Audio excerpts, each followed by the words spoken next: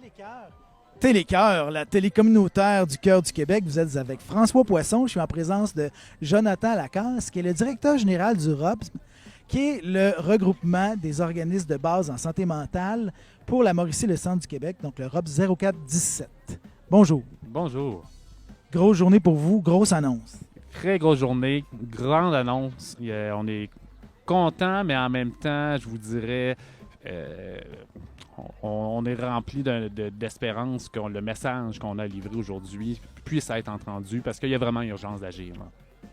Là, vos 30 organismes étaient ici aujourd'hui pour vous appuyer. Donc, ça fait pas mal de monde. Vous parlez haut et fort. Alors, est-ce qu'on s'attend à être entendu? On s'attend à être entendu et j'oserais dire que nous sommes actuellement déjà entendus parce que nous, dans notre démarche, c'était très important dès le début. On vous l'avez entendu en conférence de presse, hein, on est dans un esprit de transparence puis on a un désir de collaboration. Donc, d'entrée de jeu, on est rentré rapidement en communication avec le CIUS-MCQ et rapidement aussi avec les différents élus de la région.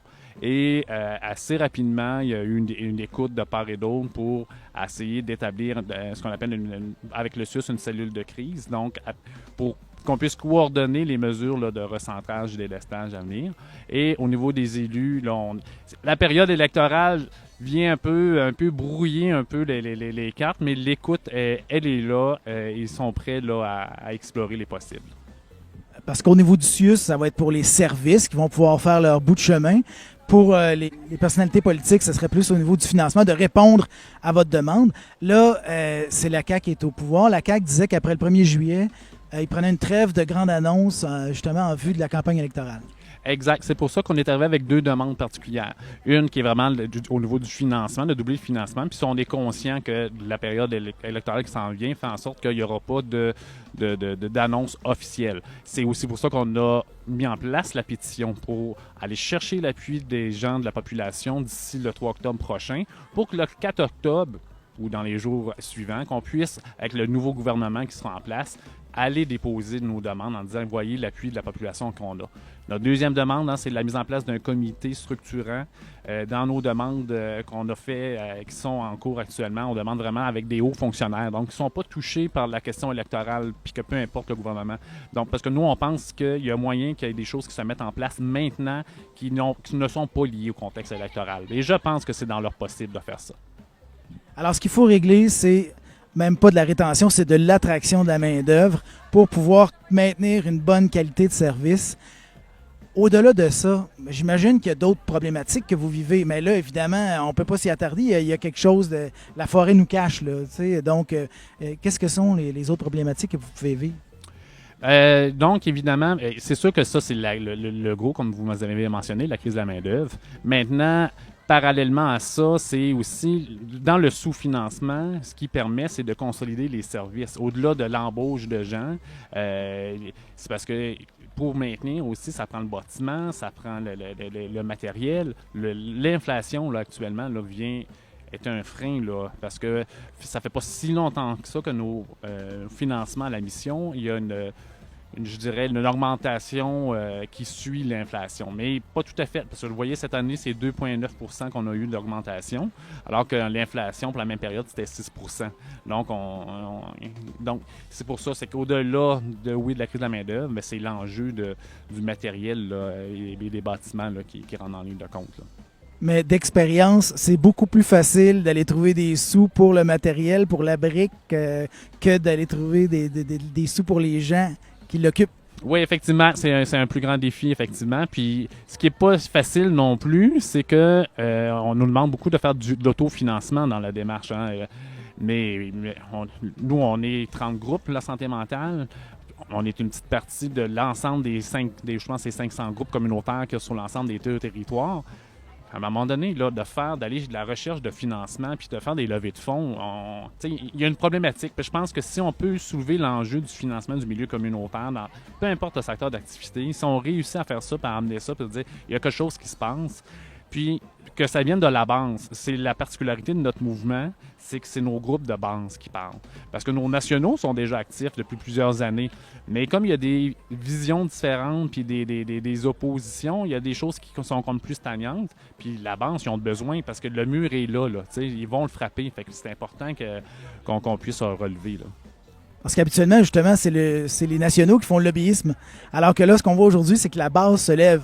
Exactement, exactement. Habituellement, c'est nos nationaux, mais face aux défis qui sont les leurs, puis que je respecte, mais moi, j'ai un mandat qui vient de mes membres à la base, qui, là, ont besoin maintenant, là, tu sais. Donc, l'heure n'est plus à essayer d'essayer de trouver ça serait quoi la meilleure vision, c'est-tu mieux, ci ou ça. Là, ça nous prend de l'argent là, ça nous prend des solutions là, parce qu'on a des hébergements qui sont à risque, parce qu'on a des CPS qui ont des problèmes. Puis, le milieu communautaire, tout secteur confondu, on est le dernier filet de sécurité sociale. Donc, si nous tombons, c'est pas bon signe pour la société. Puis, les coûts, ça va coûter au gouvernement beaucoup plus cher que ce que ça a pu coûter l'investissement là, demandé là, de doubler le financement à la mission des organismes communautaires. Et il va y avoir des drames humains. Exactement. Des drames humains, il va en avoir. Déjà, on l'a vu avec la pandémie, avec les effets de la pandémie. Il y a eu une augmentation, que ce soit de la violence conjugale, que ce soit de crise psychosociale. Donc, dans un contexte où les services sont encore de moins en moins présents. Puis déjà, on le voit avec le réseau, là, les listes d'attente, là, c'est incroyable. Là. Puis jamais il est mis de l'avant la notion communautaire. C'est toujours le réseau qui veut prendre... Mais on fait aussi partie de la solution. Fait que c'est pour ça qu'on tend la main. On veut vraiment dire, regardez, là, que vous soyez de la CAQ, que vous soyez Parti québécois ou autre, nous, notre préoccupation première, puis c'est comme la leur, peu importe le parti, c'est le bien-être de la population. Fait qu'au-delà de nos couleurs, est-ce qu'on peut s'asseoir puis voir, réfléchir autrement, puis faire ce qu'il faut là, pour que ça change? Commençons par le secteur santé mentale, puis on verra comme projet pilote. On verra pour rajouter d'autres secteurs pour s'assurer qu'on puisse... être ratisser les mailles du filet pour moins en échapper, parce que c'est un peu ça l'objectif. Parce que là, avec le délestage puis le recentrage, c'est comme si on élargissait un petit peu les mailles du filet. Fait qu'il y a un danger qu'on échappe du monde. Puis dans le milieu communautaire, c'est pas dans notre ADN de laisser retomber les gens, mais maintenant, on est rendu là. On peut plus... moi, j'ai des ressources là, qui sont en recherche de tous leurs employés là, actuellement. Là, puis fait qu'actuellement, ils sont comme en trou de service. T'sais. Et en attendant, on en demande beaucoup aux ressources existantes. Donc là, ces personnes-là aussi peuvent finir par vivre de la détresse. T'sais. Exact. C'est le danger qui arrive parce que on a beaucoup d'employés du continuum qui sont actuellement en congé de maladie dû à la surcharge que crée déjà, c'est ça, le manque de main-d'œuvre, l'augmentation des demandes de services. Donc, inévitablement, c'est le danger parce qu'on est humain, là, on a tous nos limites. Puis de faire des semaines de 60 heures, on peut faire ça un petit temps, mais on ne peut pas faire ça un long temps. Là, on vous demande de vous financer. On n'a pas la tradition de mécénat au Québec qu'il peut y avoir ailleurs. Là. Il y a peut-être des balbutiements ici et là, mais peut-être que déjà, ça donnerait un oomph, là, ça donnerait un coup de plus. Effectivement, peut-être que c'est quelque chose qui pourrait donner un plus. Il faut toujours voir le mécénat de l'angle de est-ce que le mécénat vient combler le désengagement de l'État ou pas? Fait que là, on tombe dans un autre discours parce qu'il y a des nationaux qui ne veulent rien savoir parce que justement, pour eux autres, c'est un rôle de l'État de soutenir le tissu social communautaire. Les autres qui disent ouais, mais là, c'est parce que ce qui nous amène à penser ça, c'est la notion de sous-financement. Fait que est-ce que c'est bon? Est-ce que c'est pas bon? Je pense que là, on va faire appel à l'autonomie de chaque groupe de voir qu'est-ce qui est le mieux. Parce que j'ai des groupes pour qui la levée de fonds puis se tourne vers le message, ça fonctionne, puis c'est bien. Mais en même temps, au nombre qu'on est, est-ce qu'il y aura, il y aura quand même l'enjeu de un mécène ne peut pas financer tout le monde. Là. À un moment donné, ça prend une décision collective de dire on trouve ça important d'investir dans le milieu communautaire parce on le sait, dans l'action communautaire autonome, c'est quoi l'enjeu? C'est la transformation sociale. Donc, pour le gouvernement, je crois que son grand intérêt, il aura à le faire parce qu'il sauverait au niveau des hôpitaux, il sauverait au niveau du système de justice, il y aurait au niveau de l'éducation, il y aurait des améliorations parce qu'on est complémentaire à tout ce qui se fait de public. On vient pallier à des manques qui sont présents. T'sais. Puis on le fait d'une manière où on décide, puis c'est la beauté du milieu communautaire, hein, c'est pas du top-down, c'est pas on met une mesure gouvernementale puis on l'applique. Non. Le besoin, il répond comment? Il répond comme ça. On va faire comme ça. Dans une autre région, ça va être une autre différence parce que la population ne va pas répondre de la même manière. Fait qu'on n'arrive pas avec un programme qui a été pensé plus haut, mais plutôt quelque chose qui est parti de la base. Fait que me semble que ça goûte bon, puis que ça me fait juste me dire qu'on aurait tellement intérêt, mais c'est peut-être ça l'enjeu aussi. Ils n'ont peut-être peur de trop investir parce que peut-être qu'ils voient ils voient ce que peut faire le milieu communautaire, là, tout secteur confondu. Là, t'sais. Parce que là, vous parlez de transformation sociale. Ce qu'on nous a parlé dans différents gouvernements passés, c'était de réingénierie, que d'aucuns ont nommé austérité, finalement. Donc, il y a eu un désengagement de l'État alors qu'on avait connu l'État-providence. Donc, c'est comme faire un deuil de ça, mais en même temps, c'était bien. Fait qu'on veut pas laisser ça derrière. Non, exactement. Dans l'évolution de la société, hein, c'est ça, on est parti de l'État-providence, comme vous l'avez nommé, à la fameuse... voyons, j'ai oublié le mot là que tu fais. Oui, l'austérité, voilà, la réingénierie de l'État. Donc, et c'est ça, c'est que cette manière de voir le bien commun comme étant quelque chose de marchandise, comme quelque chose qu'on peut rationaliser. Donc, là, évidemment, j'ai une vision plus de l'État-providence, évidemment. Donc, l'engagement de l'État, il est important. Parce que c'est un choix de société qu'on fait. C'est pour ça qu'on a mis en place un système public qui n'est pas parfait. Ça ne sera jamais parfait. Mais au moins, on a pris une décision collective ensemble. Fait que ça fait peur quand on voit ce qui se passe ailleurs. Puis en même temps, la beauté du milieu communautaire qui est unique au Québec. Hein? Le fonctionnement du milieu communautaire, on ne voit pas ça dans d'autres. Pour moi, ça demeure le dernier rempart peut-être avant vraiment un effritement plus important de cette vision-là collective du prendre soin. Parce qu'à quelque part, c'est un peu ça, c'est le prendre soin collectif, le milieu communautaire qui vit. Fait que s'il n'y a pas on se soutient pas et qu'on ne lui donne pas sa juste place, moi je crains un effritement de cette vision-là puis tomber plus dans... Donc, d'augmenter même l'écart entre les plus pauvres et les plus riches. Là, instruisez-moi pendant que je vous ai. Là, qu'est-ce qui nous distingue? Là, vous dites ça ressemble à nulle part ailleurs. Qu'est-ce qui nous distingue? Ben, en fait, c'est les concepts même d'action communautaire autonome avec toute la visée de transformation sociale. C'est des enjeux c'est des éléments qui ont été faits au Québec dans la manière que justement quand il y a eu la création de tous ces milieux-là avec la Révolution tranquille. Ça a amené une réflexion collective de mise en place de différentes ressources. Donc, avec des concepts qui ont été réfléchis à partir des expériences citoyennes qui étaient là en place.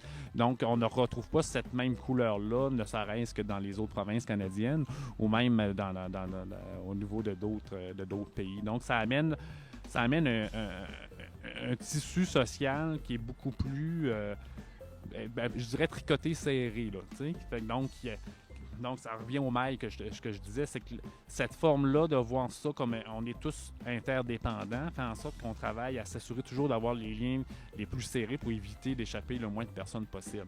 Mais au fil des années, le sous-financement élargit les mailles. Puis là, on arrive à un point de rupture où ça risque d'être vraiment très important, là, comme laisser passer là, par rapport aux gens qui ont besoin. Ben, on va vous souhaiter d'être entendu et qu'il se passe quelque chose. Je vous remercie beaucoup de cette entrevue. Jonathan Lacasse, qui est le directeur général du ROBS 0417, regroupement des organismes de base en santé mentale de la Mauricie et du Centre du Québec. Merci beaucoup. Merci beaucoup.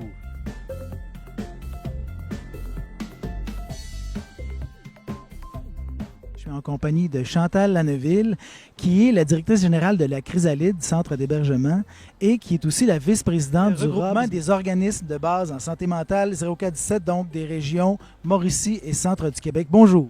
Bonjour. Alors, aujourd'hui, gros lancement. Il y a une vidéo qui vient expliquer ça un peu, ce à quoi vous avez à faire face avec vos ressources, là, particulièrement financières, dans votre prestation de services. Alors, parlez-nous un peu pour vous, là, ce que vous vivez comme situation. Nous, ce qu'on vit comme situation à la Chrysalide, c'est beaucoup l'exode de nos intervenants vers des emplois qui sont plus rémunérateurs que nous. Donc, surtout vers le système public avec qui on ne peut pas concurrencer. Là. Fait que moi, dans la dernière année, dans les 2 dernières années depuis la pandémie, c'est au moins plus de 5 personnes qui sont parties pour le CIUS. Et ça vide nos organismes communautaires, puis on devient précaire.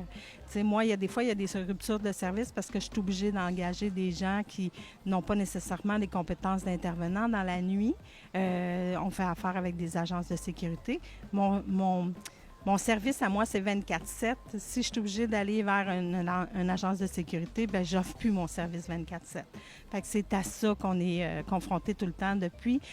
Tu sais, on dit depuis la pandémie, ça s'est exacerbé beaucoup, mais depuis 2018, où nous autres, au ROBS, on est 8 organismes en hébergement, qu'on avait déjà crié l'alarme pour dire, là, il faut faire quelque chose parce qu'on s'en va vers un mur, là.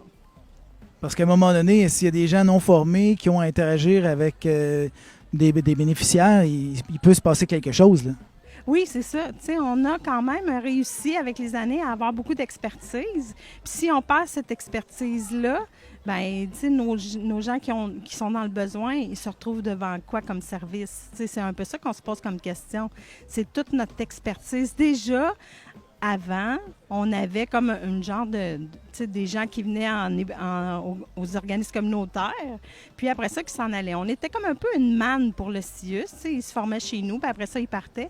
Mais là, c'est plus que ça. Là, tu sais, on se retrouve avec des gens, les stagiaires ne viennent plus vers nous parce que tu sais, les gens vont directement les recruter dans les écoles. Fait qu'on n'a plus cette capacité-là. C'est pour ça qu'on a pris la décision de prendre vraiment d'augmenter significativement nos salaires à 23 de l'heure. Puis on fait des déficits. Fait que combien de temps on durera dans le temps, on ne le sait pas. Tu sais, pour la chrysalide, ça équivaut à peu près à un déficit de 34 000 pour la prochaine année. Fait que, tu sais, il faut qu'on ait des coussins là, pour absorber tout ça, là. C'est quoi les issues? Là, on vous demandait un doublement du financement au gouvernement.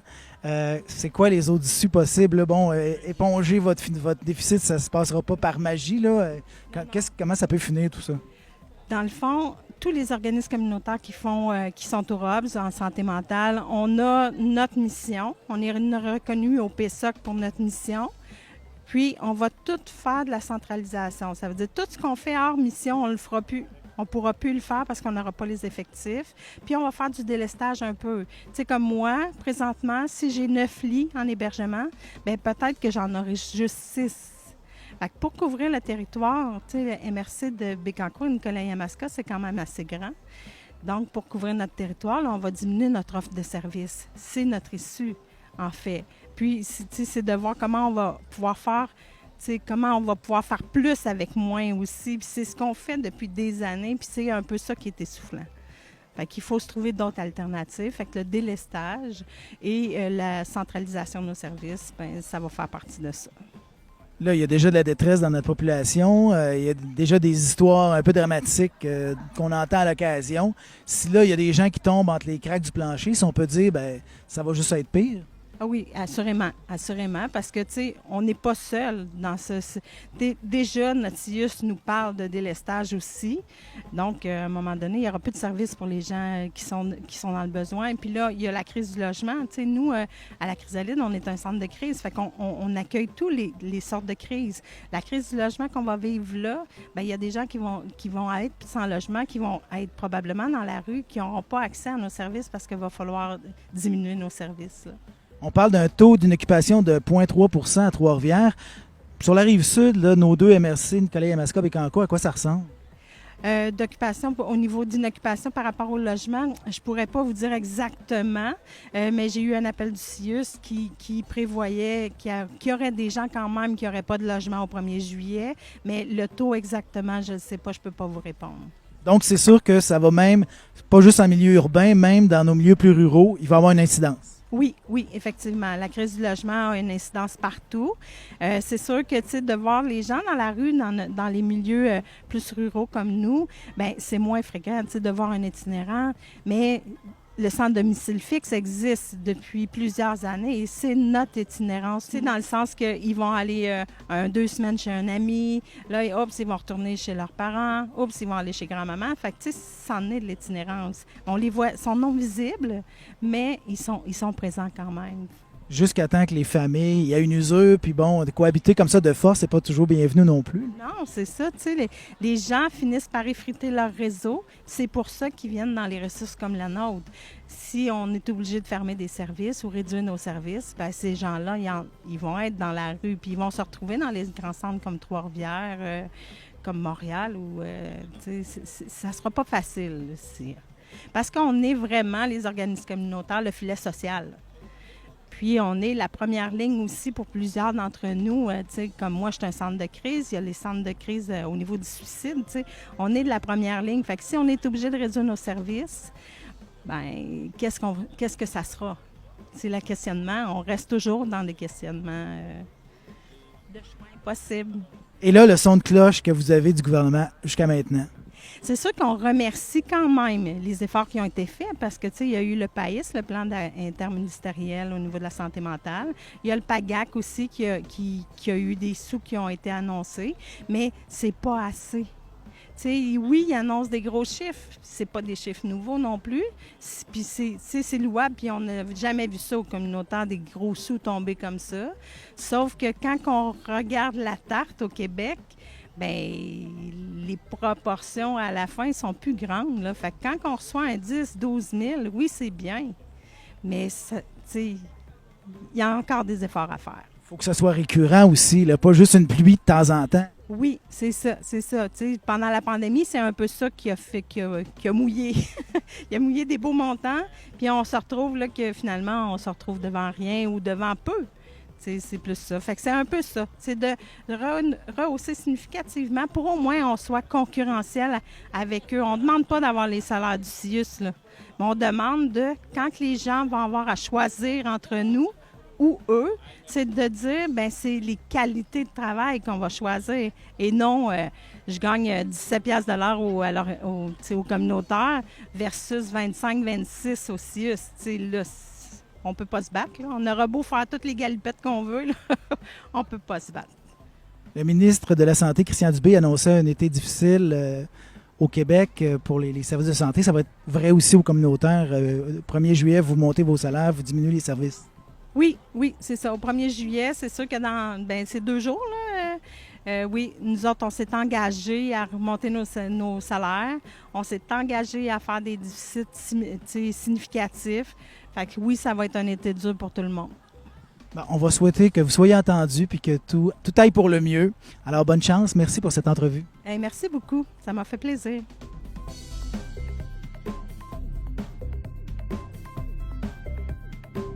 Je suis avec Marie-Ève Prouroy, qui est la directrice générale de la Traverse du Sentier, un des organismes donc membres du ROBS. Alors, c'est une grosse annonce ce matin. Oui, une très grosse annonce pour tout le milieu en santé mentale, oui. Je sais qu'il y a quelques organismes qui ont fermé pour la journée parce qu'il n'y avait pas assez de ressources pour maintenir le fort ouvert, là. Est-ce que c'est le cas pour vous? Nous, c'était le cas, mais par solidarité, puis aussi, je trouvais que c'était important que toute l'équipe soit là pour s'unir là, dans cette cause-là, oui. Parfait. Ça a fait en sorte, ça a créé comme un effet de masse, là. Il y a beaucoup de monde. Il y a une photo collective qui a été prise, puis c'était assez impressionnant, là. Donc, c'est la force du nombre. Le regroupement, c'est ça que ça donne, finalement? Oui, exactement. C'est beau de voir dans tous les groupes santé mentale, que ce soit au niveau hébergement, groupe d'entraide, centre de jour qui sont là, c'est beau à voir. Votre collègue, la Chrysalide, nous disait un peu ce que ça occasionnait pour elle, là, cette situation-là, au niveau de la pénurie de main-d'œuvre. Qu'est-ce qu'il y en est à la Traverse du Sentier? Nous, on est les chanceux. On fait l'exception à la règle. On a deux intervenantes qui ont 25 ans d'ancienneté. Donc, on est parmi les privilégiés. Mais ça ne veut pas dire que ça ne pourrait pas nous toucher également, là, la pénurie de main-d'œuvre dans ce contexte-là. Mais c'est important pour nous de s'unir puis d'être là aujourd'hui là, pour soutenir les autres groupes qui vivent cette réalité-là. Là. J'ai compris que c'était un mouvement, l'augmentation des salaires le 1er juillet. Donc, ça va vous toucher également? Oui. C'est effectif là, à partir du 1er juillet. Toute notre masse salariale a été augmentée en conséquence là, pour faire face à cette pénurie de main-d'œuvre. Ouais. Mais à la Traverse du Sentier, il n'y aura pas nécessairement de contraction des services. On va voir au fur et à mesure, c'est sûr. On va se centrer sur notre mission. Mais pour le moment, il n'y a pas de délestage là, qui est prévu. Là. C'est vraiment, on se centre sur notre mission puis on continue nos activités régulières. Là, la grosse demande, c'est pour le gouvernement de doubler le financement pour le communautaire en santé mentale. Est-ce que ça regarde bien? À voir. C'est une drôle de question. Je peux pas prédire comment le gouvernement va réagir à ça. Mais c'est sûr que du côté de la Traverse du Sentier, on couvre Nicolet, Yamaska et Bécancour. Présentement, on n'arrive pas à couvrir tout le territoire comme on le voudrait pour desservir tous les besoins en santé mentale là, qu'on rencontre. Là. Fait que c'est sûr que pour nous, on n'a pas de délestage prévu, mais on n'arrive pas à rejoindre le besoin là, pour couvrir tout le territoire. Fait que c'est sûr qu'on l'espère avoir des bonnes nouvelles au niveau du financement. Parce que la recrudescence de la demande, vous l'avez vu là, suite à la pandémie. Oui, effectivement. Puis je pense que le visage de la santé mentale a changé également. Puis heureusement, les gens sont peut-être un petit peu plus conscients, mais malgré que c'est ça, les demandes ont augmenté là, au niveau des besoins en santé mentale. Donc, on est content d'apprendre que pour la traverse du sentier, ça va relativement bien. Vous joignez à l'effort commun. Donc, on espère que ce mouvement-là va faire en sorte de débloquer des choses au niveau du gouvernement. On vous souhaite bonne chance. Merci pour cette entrevue. Merci à vous. Merci.